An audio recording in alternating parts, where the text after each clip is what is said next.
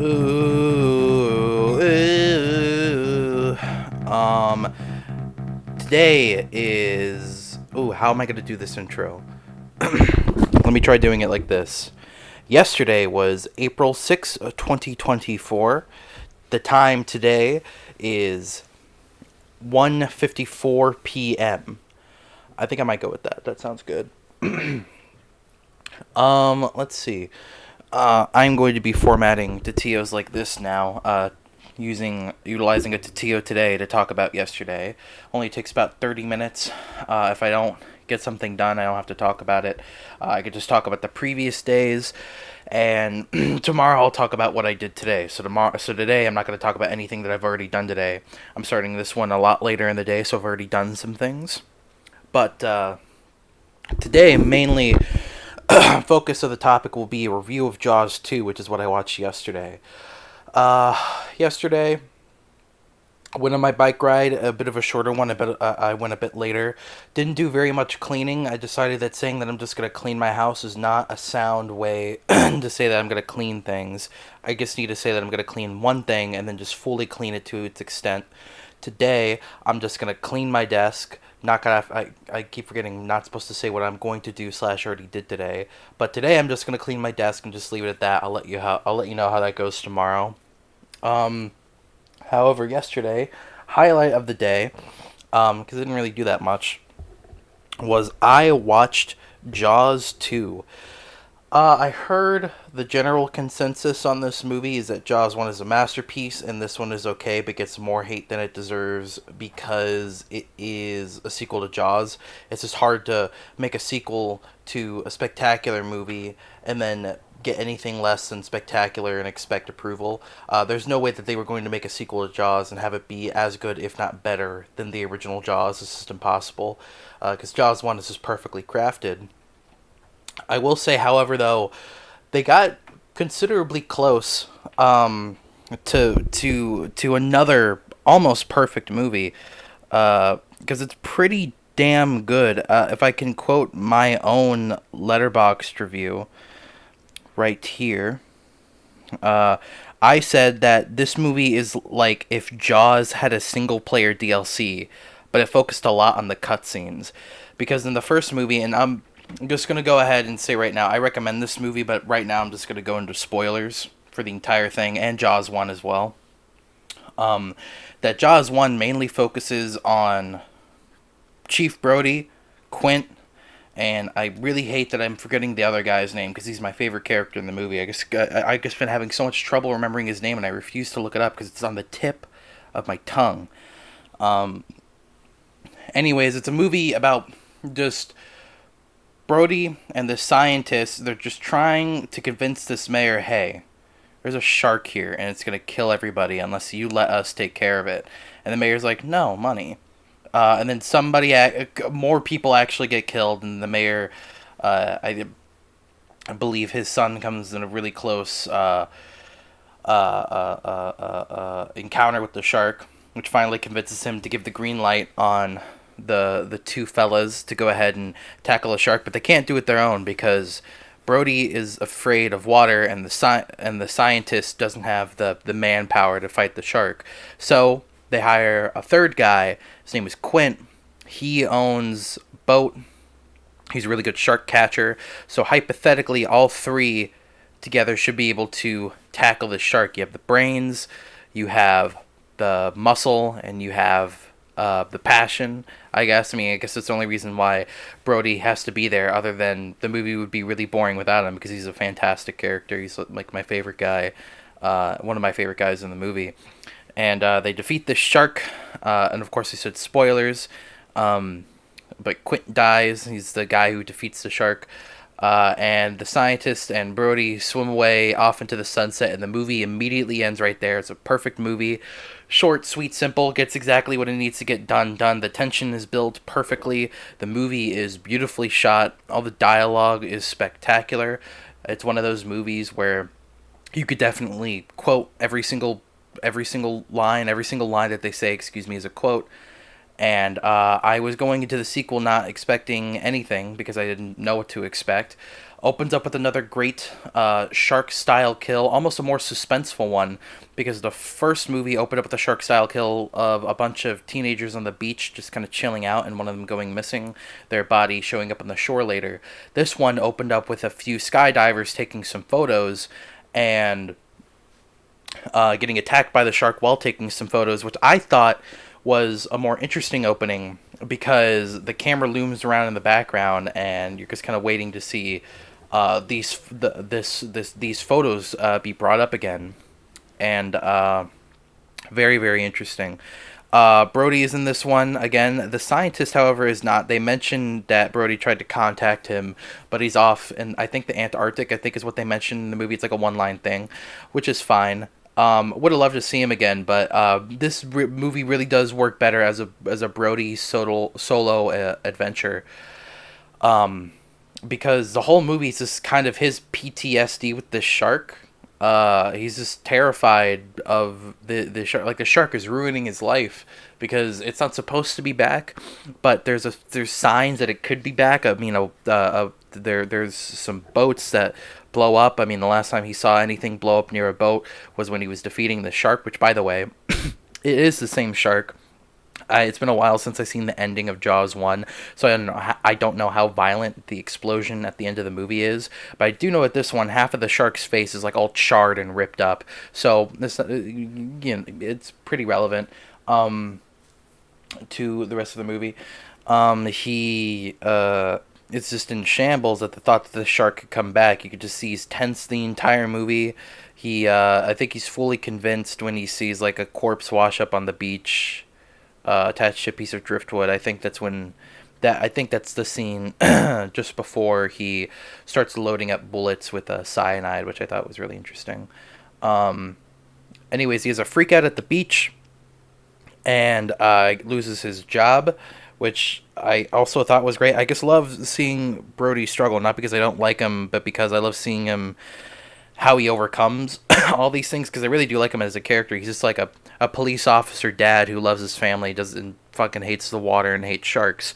And I think this movie really only works if you really like Brody, because that's really all it has to offer you. And luckily for me, I really like Brody, Chief Brody. Watch as I just get his name wrong the entire time. That would stink. But I'm talking about the main character, police officer. That is one of my favorite. I think it's a ship. I like the scientist for his dialogue and his relatability, but I think I actually do like Brody more. So I retract my statement. I'll go ahead and say Brody's my favorite character.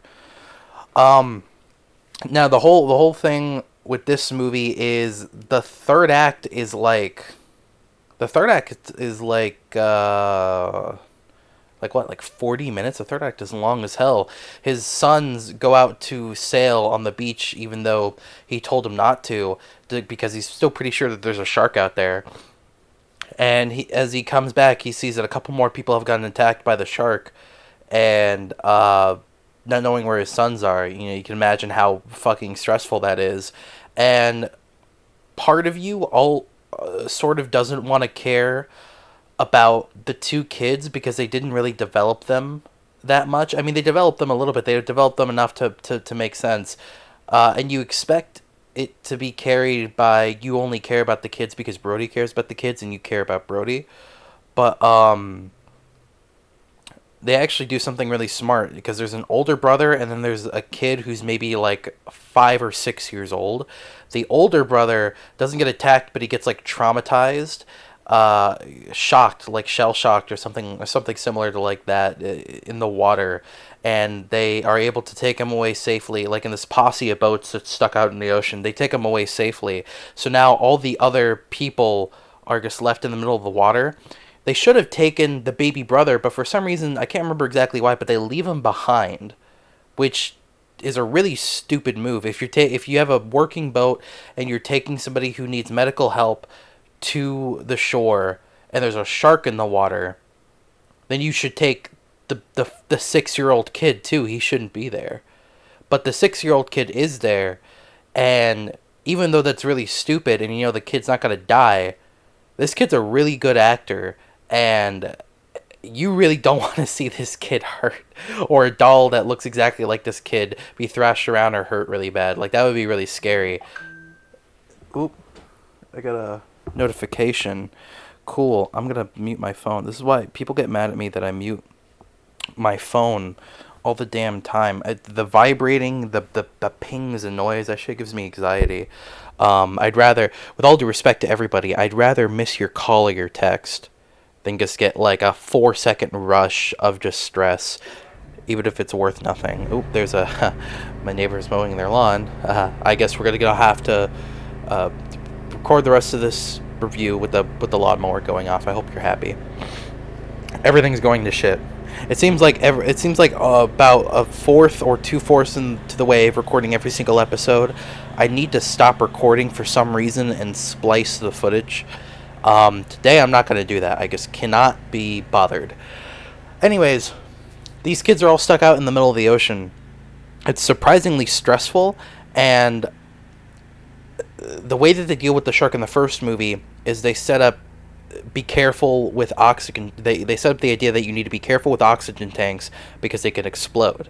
And Brody in the first movie uses this to his advantage. As the ship is sinking, all he has is a rifle and he has an oxygen tank. So he throws the oxygen tank at the shark. He makes sure that the shark has an oxygen tank in his mouth, and then he shoots the oxygen tank and it blows up the shark's head. Apparently not well enough, because the shark is back in this movie. So in this movie, I'm like, well, what are they going to do? Because they can't do the same ending as the first movie, and they didn't. And I think I like the climax of this movie more than I like the other movie, because the other movie, the sailor dies, and the scientist is kind of underwater. You kind of know that he's going to be okay, but Brody doesn't know that, so you're being as stressed out as him, and the ship is sinking, and there's just like nothing that we can do.